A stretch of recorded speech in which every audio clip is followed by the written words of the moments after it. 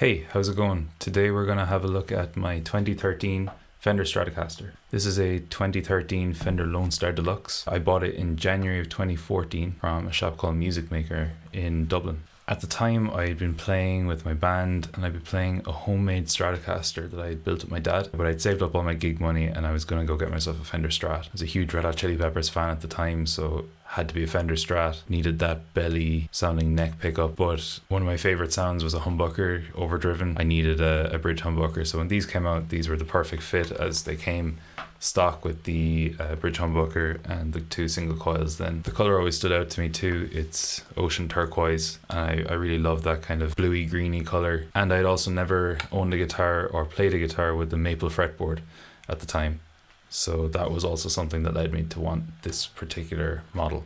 Another thing that's kind of cool about these guitars is they have the big 70s headstocks on them. Some people love them, some people hate them.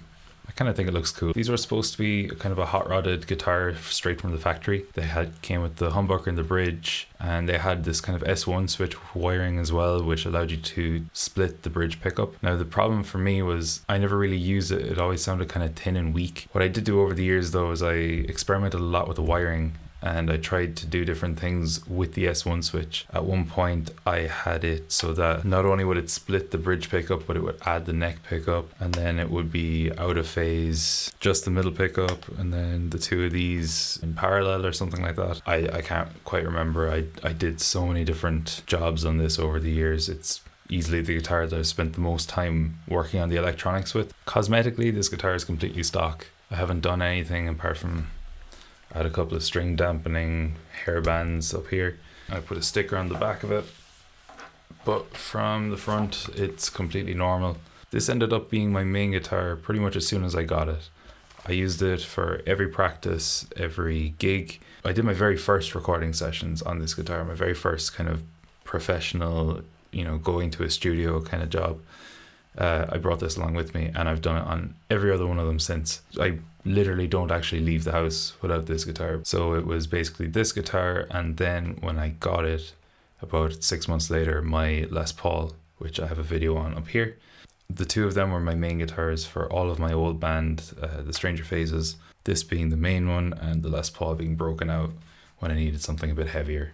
And it stuck with me onto my new projects. Current band, Sky Trumpets. It was used all over our EP Broadcast 1, particular on the song Crime Project, which I played earlier. You can stream on Spotify or on iTunes. That was all done on this guitar. Myself and the other guitar player, we recorded both of our parts on this guitar. Killian was just kind of feeling that he was noodling around on this, and we came down to track and he just said, yeah, I'll use this. Something we were only talking about the other day is it sounds really cool. It's kind of cool that there's such a variety of sounds on that particular song, and they were all done with this guitar. Check out the track on Spotify or iTunes or Bandcamp and let me know if you can actually hear any of the differences, if I'm just making it up and it's all placebo, or if you can actually hear some different sounds too. Let me know.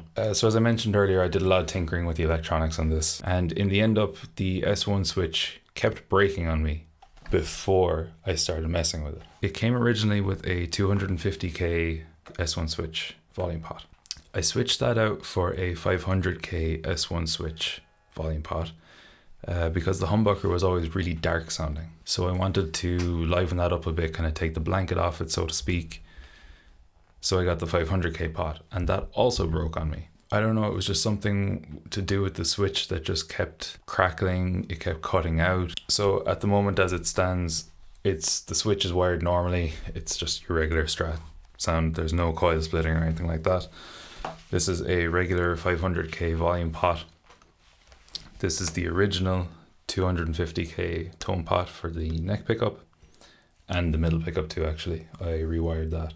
And this is the bridge volume pot. It's a 500k pot. I wanted to have a 500k and 500k as I wanted that typical humbucker sound. I didn't want it to be anyways darker. And when I'm on the single coils, then I'm happy for them to be a bit brighter and to tame them with the volume pot. Speaking about the humbucker, this isn't the original humbucker. This is a Seymour Duncan JB. The original humbucker I actually loved the sound of was a Fender twin head. They made a vintage and a modern Fender twin head pickup. The one that came in these was the vintage. I absolutely loved the sound of it, but again, it kept cutting out, it kept breaking on me.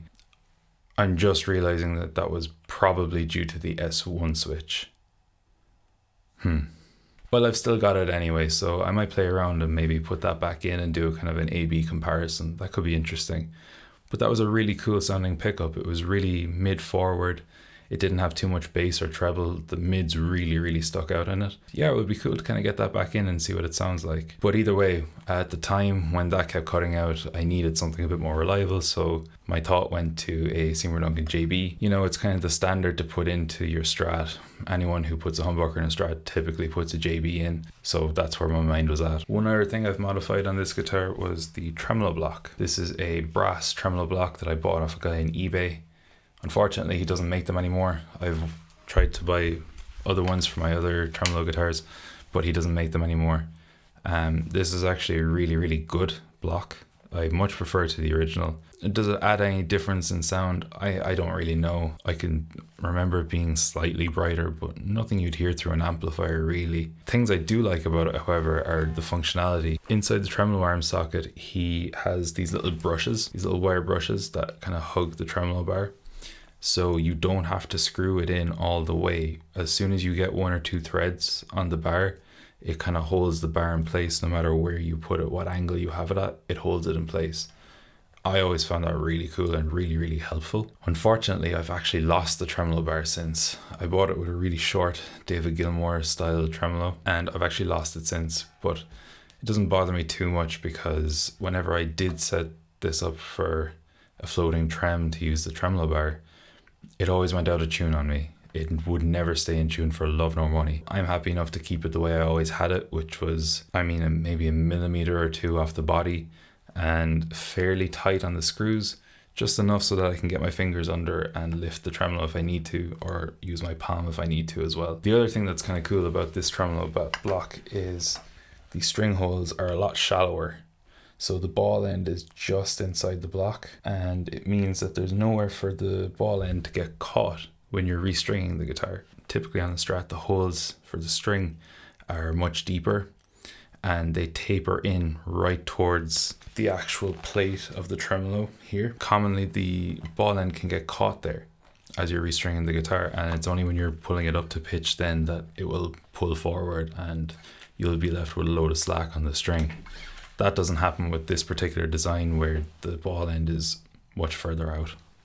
So I like that too. It makes restringing much quicker. There's one less thing to worry about. Things I like about this guitar are it's so easy to play. It's so comfortable. It could just be because I've been playing it for so long and for so often, but there's just the least amount of resistance between what you want to play and what you hear from the amplifier. And you feel that on the fretboard. Even the very first day I played it in the shop, I remember just hitting a G chord, an open G chord, and it was the easiest chord I had ever played. It felt effortless to play the guitar. I could still say that every time I pick this up. I think it's probably something to do with the compound radius on it.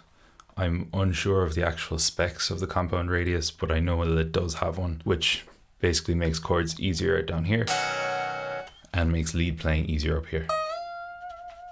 Other things I like about this guitar, these Fender Texas Special pickups are really nice sounding. They're kind of hotter. They're not a vintage sounding single coil, to be honest with you. They will drive an amplifier, which is really nice, and they take overdrive really well. As I say, I loved the original bridge pickup. I love the color. I think the color is really unique on this. I really like those kind of greeny blues. The maple neck as well. It was the first guitar I had with maple neck, and it certainly won't be the last. People always talk about maple necks having this, maple necks and maple fretboards having this snap to it. I thought it was just kind of this silly term that people threw around, but I kind of believe it too. There's something quick about the attack off the notes, and it's just inherent from this guitar. And yeah, I do think it's something to do with the maple fretboard and neck. Apart from it being easy to play and pretty to look at and great sounding, this guitar is really easy to work on. It's something I've really enjoyed about owning a Fender Strat is when something went wrong, it was so easy and so simple to fix. I really like the bolt-on kind of idea of Fenders from, way back in the day. That was the idea of everything being bolt-on, that it was replaceable. That's something that I appreciate in a guitar to make it really user serviceable. The one thing I would change, however, are these frets. This is my own doing from years of playing. There are literal craters in the frets. Funnily enough, it still works and it actually still frets chords and you can still play lead on it. Actually doesn't buzz. It's just they feel really low. It's something I will address pretty soon, hopefully. So do you like the guitar? Do you like the color? Do you like the sound? Do you have one of these guitars? Do you have one in this particular color? Let me know. I'd be really curious to know if you have one. If you don't, and if you get the chance to check one out, I would highly recommend it. If you like the video, subscribe to the channel. If you like the song, check out my band Sky Trumpets. We're on Bandcamp and Spotify and iTunes. Go check us out there. Let me know what you think. If you like this style of video, check out some of my other videos on my channel. I've got a couple of videos about some of my other guitars here in the room. Check those out and let me know what you think as well. Until next time, thanks for watching.